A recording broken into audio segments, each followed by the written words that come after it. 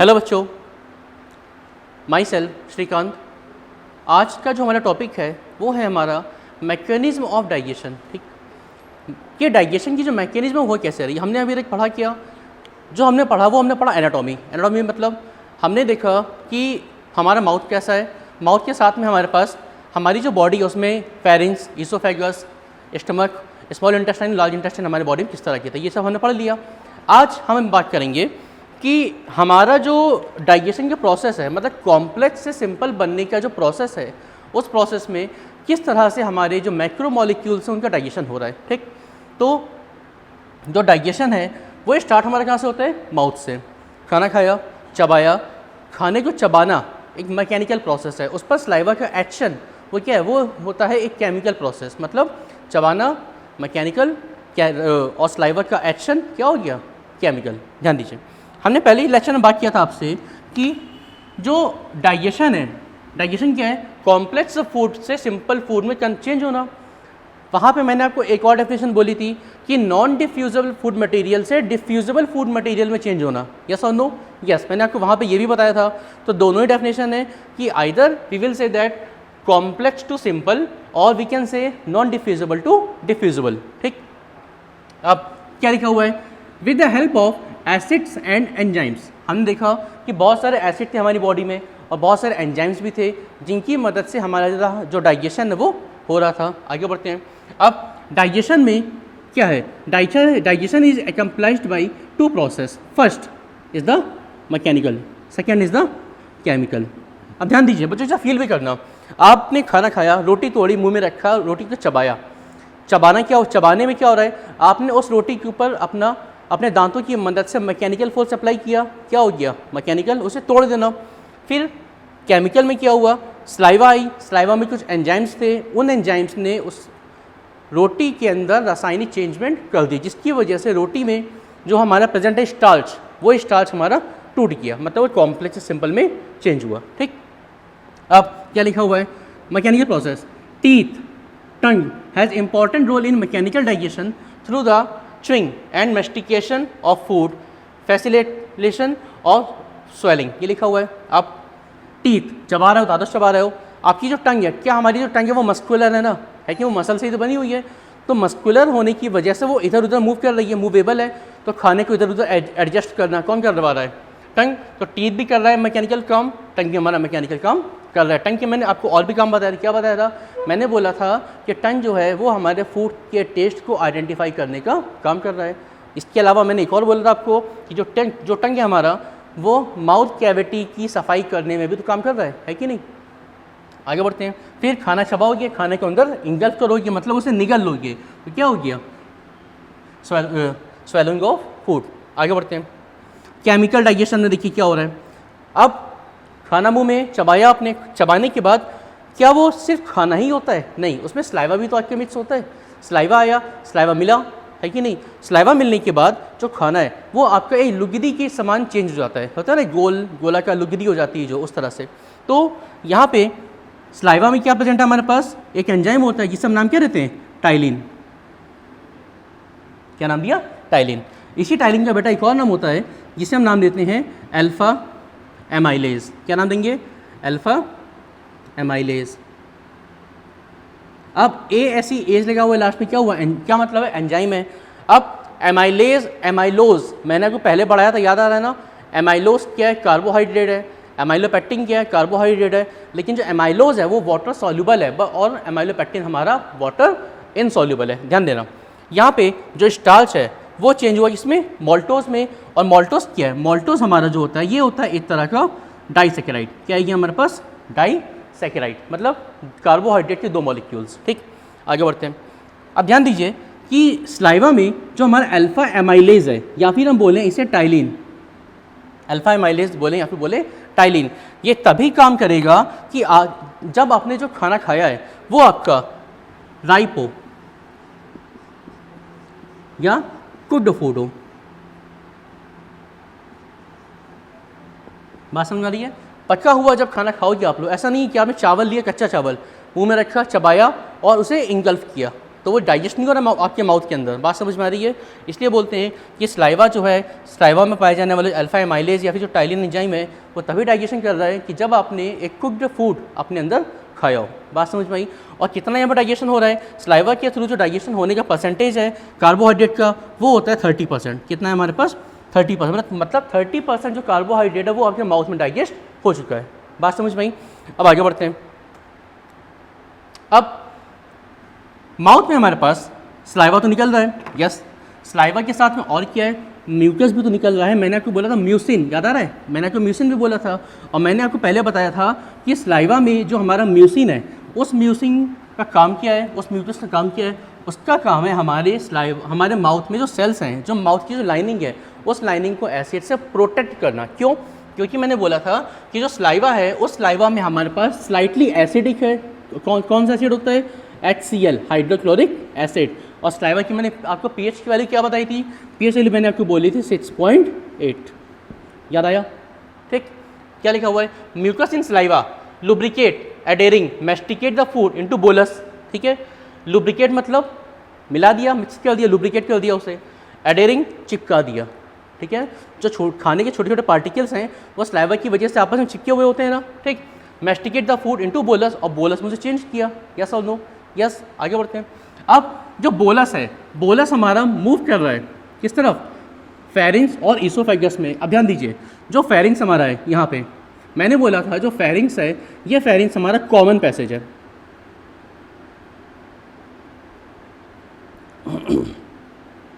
Common passage किसके लिए? ये हमारा कॉमन पैसेज है एयर और फूड दोनों के लिए। बोला था मैंने आपको क्या कि जो फेरिंग्स है वो हमारा कॉमन पैसेज है एयर और फूड दोनों के लिए।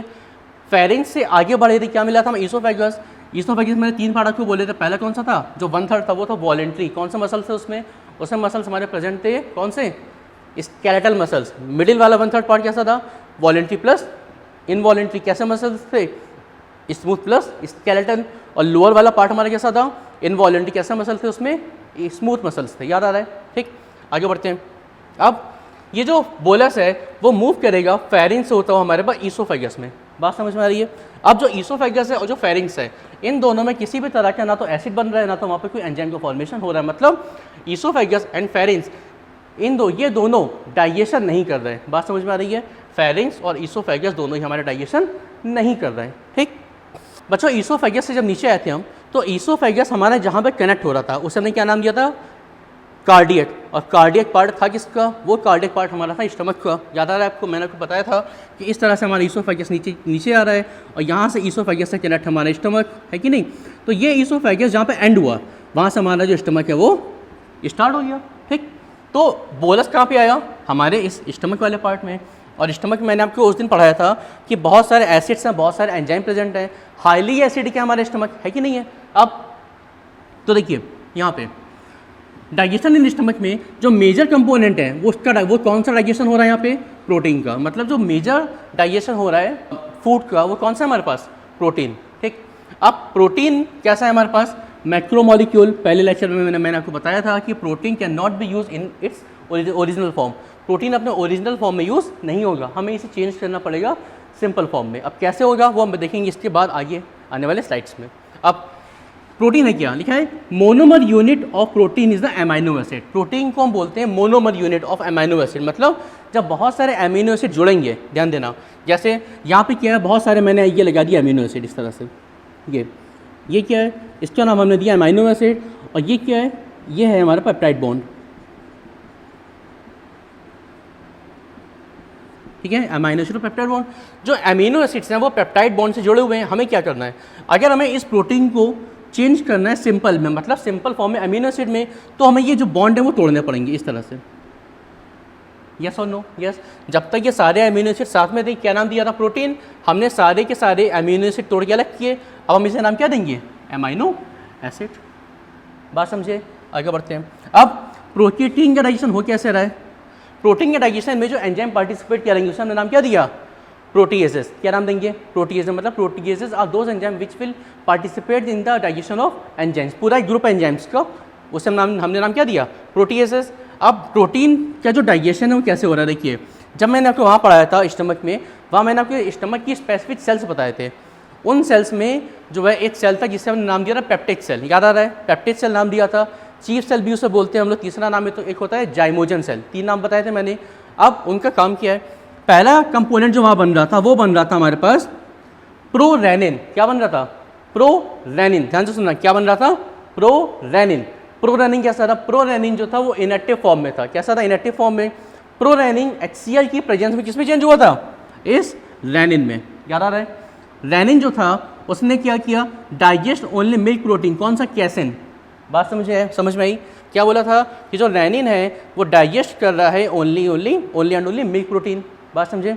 कैसिन क्या? मिल्क प्रोटीन हमारे पास। अब जो कैसिन है ये कैसिन हमारा जो है वो रेनिन की मदद से चेंज हो गया पैरा कैसिन में।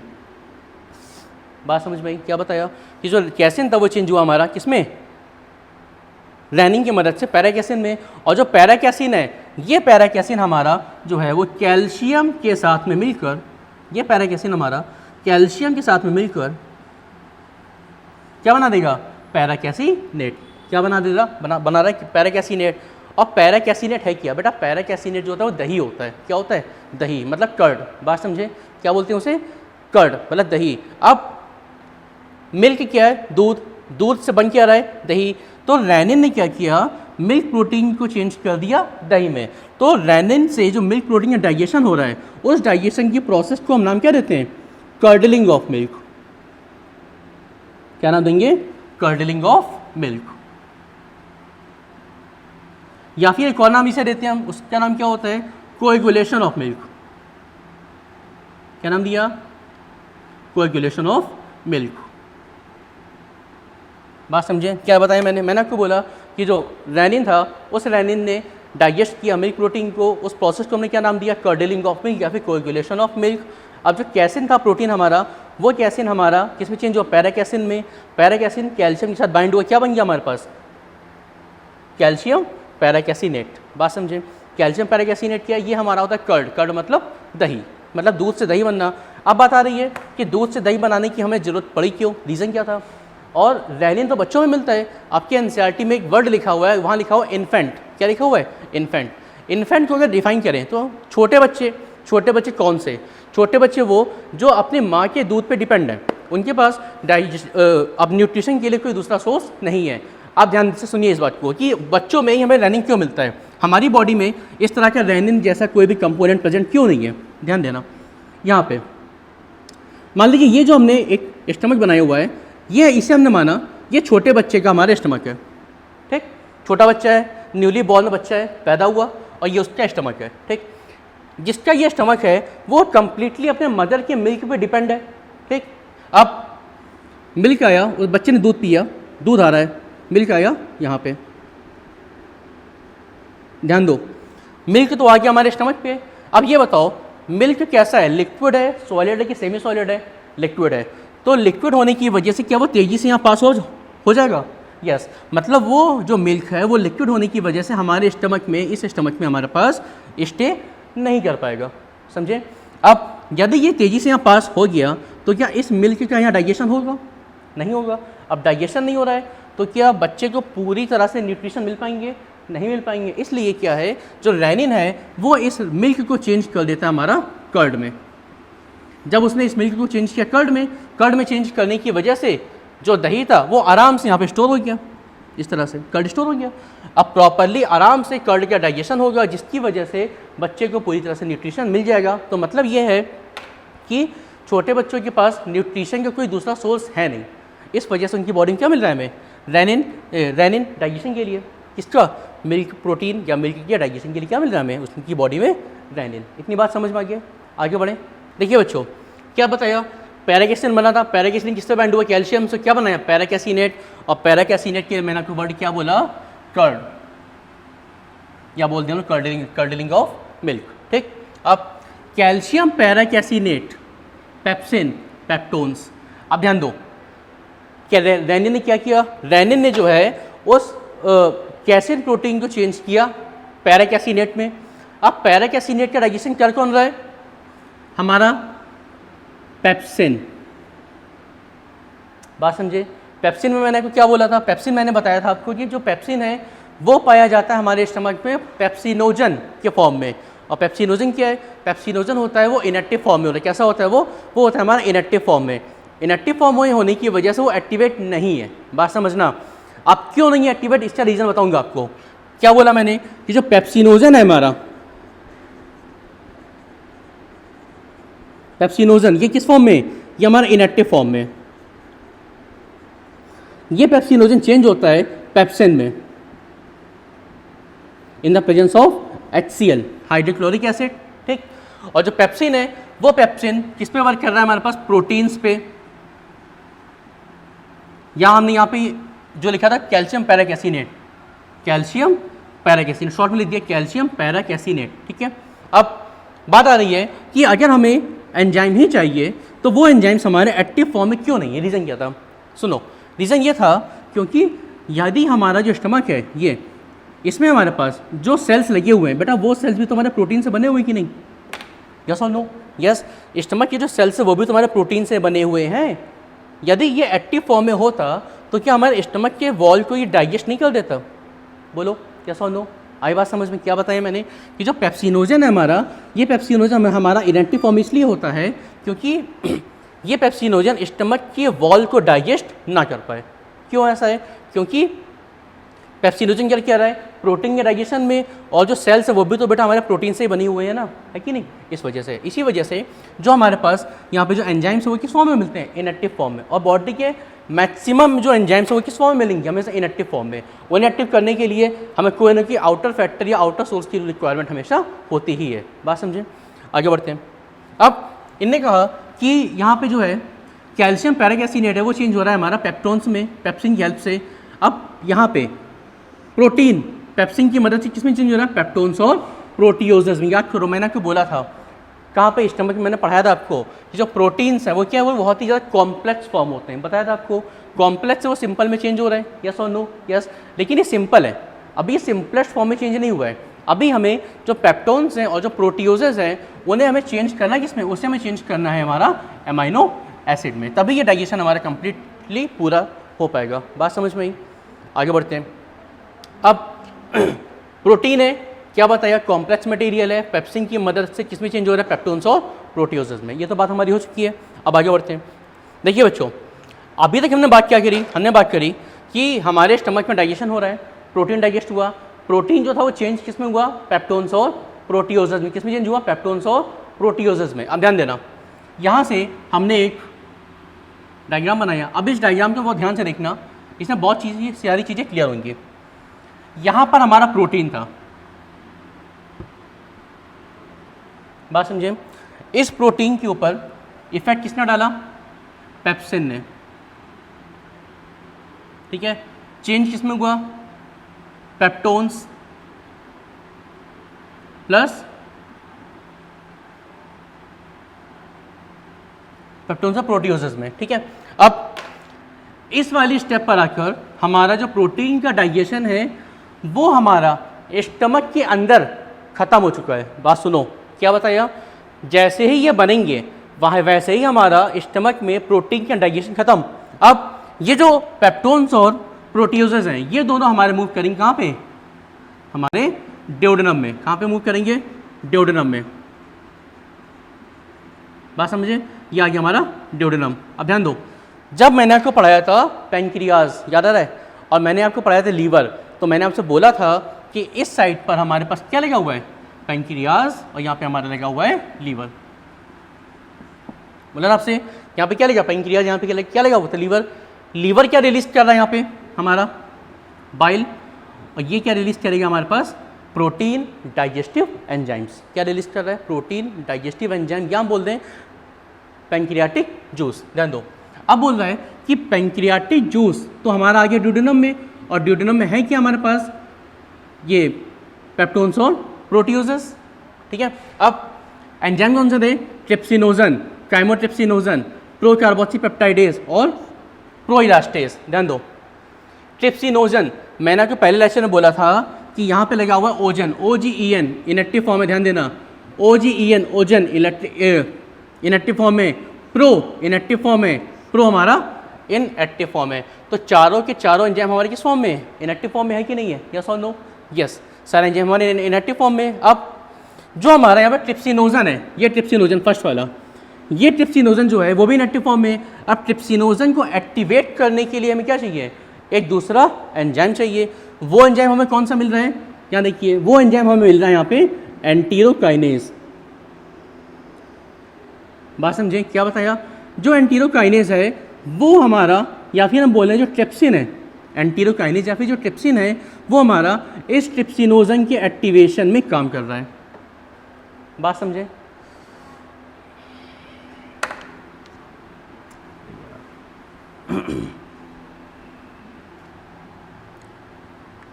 ध्यान दो बच्चों, जो हमारे ट्रिप्सिनोजन है वो ट्रिप्सिनोजन हमारा यहाँ पे है, ठीक। इस ट्रिप्सिनोजन को एक्टिवेट करने के लिए कौन आ रहा है हमारे पास? एंटीरोकाइनेज। बात समझे? एंटीरोकाइनेज को बना कौन रहा है? एंटीरोकाइनेज को बनाने के लिए जो हमारे पास पार्ट है वो उसे हम बोलते हैं सक्कस एंटीरिकस। क्या नाम दिया?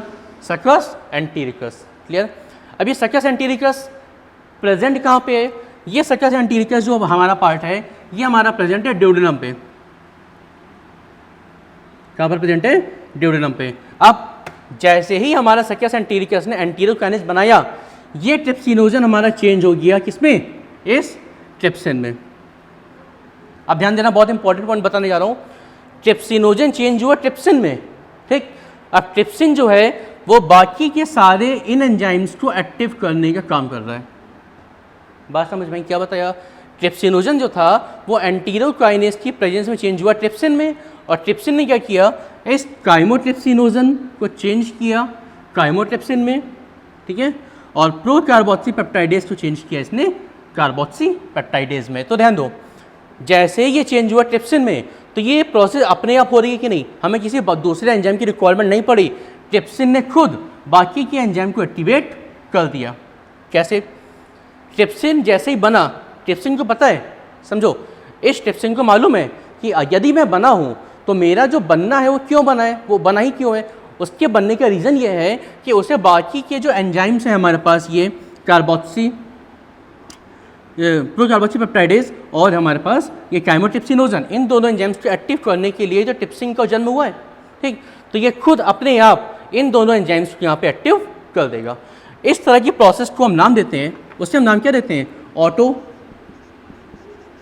Catalytic property. क्या नाम दिया? Auto catalytic property. बस, ऑटो मतलब स्वयं, खुद। कैटालिटिक प्रॉपर्टी क्या है? वो खुद अपने आप बाकी के एंजाइम्स को एक्टिवेट कर रहा है। कौन कौन से एंजाइम? काइमोट्रिप्सिनोजन और प्रोकार्बोक्सी पेप्टाइडेज। अब ये चेंज किस में हुआ? काइमोट्रिप्सिन में। और प्रोकार्बोक्सी पेप्टाइडेज किस में चेंज हुआ? हमारा कार्बोक्सी पेप्टाइडेज में। क्लियर? तो बस यहाँ तक बात करी। अब जो प्रोटीन्स थे, पेप्टोन्स थे और प्रोटियोजेस थे, ये तीनों हमारे स्टमक से मूव कर कहाँ पहुँचे? ड्यूडेनम में। जब ये ड्यूडेनम में पहुँचे तो ड्यूडेनम में हमें मिल रहा था कुछ एंजाइम्स, ठीक है ना। वो एंजाइम हमारे पैंक्रियाटिक जूस के साथ में आ रहे थे। यस और नो? यस।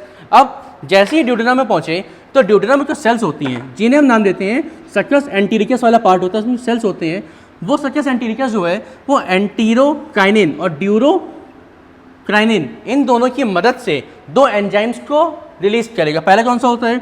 एंटीरोकाइनेज, दूसरा एमाइनो पेप्टाइडेज। अब ध्यान दीजिए, ये जो तीनों दिखे ना, प्रोटीन, पेप्टोन्स और प्रोटियोजेस, ये तीनों कन्वर्ट होंगे किसमें? हमारे पास पेप्टाइड में।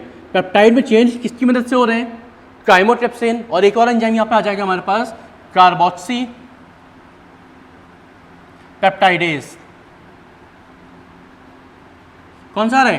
Carboxy peptidase. अब जो एंटीरोकाइनेज था ये तो ट्रिप्सिनोजन के एक्टिवेशन में काम कर रहा था, ठीक है। एमाइनो पेप्टाइडेज और कार्बोक्सी पेप्टाइडेज जो था, सबसे इंपॉर्टेंट इनके रोल है। अब ध्यान दो, कार्बोक्सी मतलब कार्बोक्सिलिक ग्रुप, COOH, प्रोटीन की जो पूरी चेन होती है, ठीक है, उस चेन में एंड पर दो ग्रुप होते हैं। पहला होता है कार्बोक्सिल ग्रुप जिसे हम नाम देते हैं COOH, और एक साइड पर होता है हमारा NH2, यहाँ पे एमाइन ग्रुप। जो NH2 वाला है ये जिस साइड पे लगा रहेगा उसे हम नाम क्या देते हैं? उसे नाम देंगे हम लोग N टर्मिनल। क्या नाम देंगे?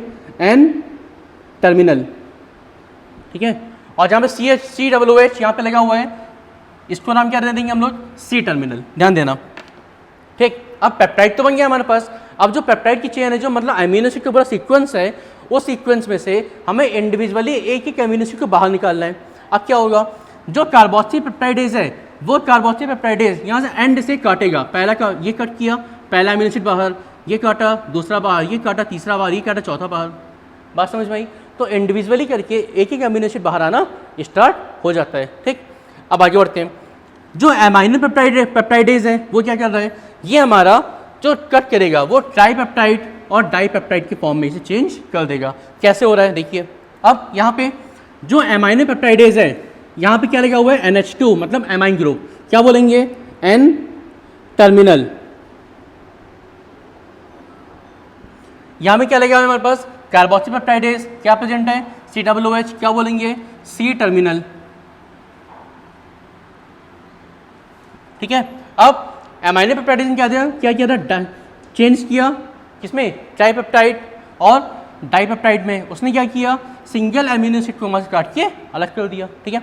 अब जैसे यहाँ पे चेंज हमारा होगा, ये ट्राईपेप्टाइड, ये हमारा डाईपेप्टाइड।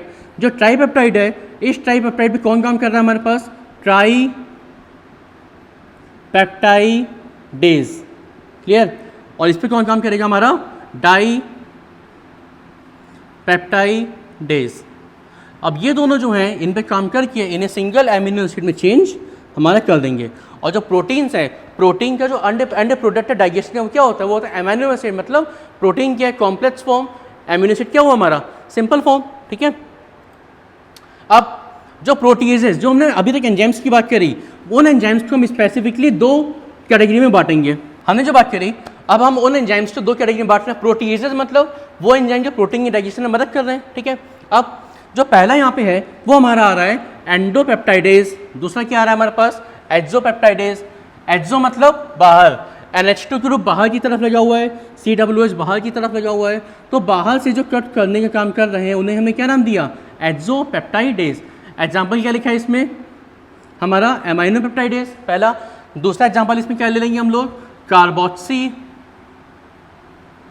पेप्टाइडेज।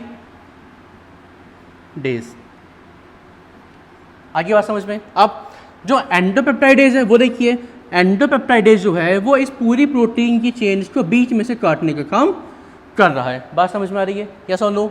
यस मतलब क्या हुआ, एंडो जो है वो प्रोटीन की चेन को बीच में से काट रहा है, एक्सो जो है वो प्रोटीन की चेन को साइड से काटने का काम कर रहा है। इतनी बात समझ में आ गई। ठीक है बच्चों। तो यहाँ पे आके हमारा प्रोटीन का डाइजेशन जो है वो फिनिश होता है। और प्रोटीन का जो एंड प्रोडक्ट था वो क्या था, अमीनो एसिड। मतलब प्रोटीन क्या था, कॉम्प्लेक्स मटेरियल। ठीक है। अमीनो एसिड क्या हुआ, सिंपल मटेरियल।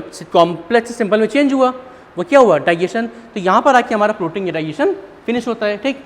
नेक्स्ट लेक्चर में बात करेंगे हम लोग डाइजेशन ऑफ कार्बोहाइड्रेट, कि कार्बोहाइड्रेट का डाइजेशन हमारी बॉडी में किस तरह से हो रहा है और कौन कौन से एंजाइम उसमें पार्टिसिपेट कर रहे हैं। ठीक है। अब ये लेक्चर आपको अच्छा लगा हो तो हमारे जो चैनल है उसे आप सब्सक्राइब करें, बेल आइकन को प्रेस करें। ठीक है। और यदि कोई डाउट्स हैं आपको, आप नीचे कमेंट बॉक्स में उसे पूछ सकते हैं। Thank you.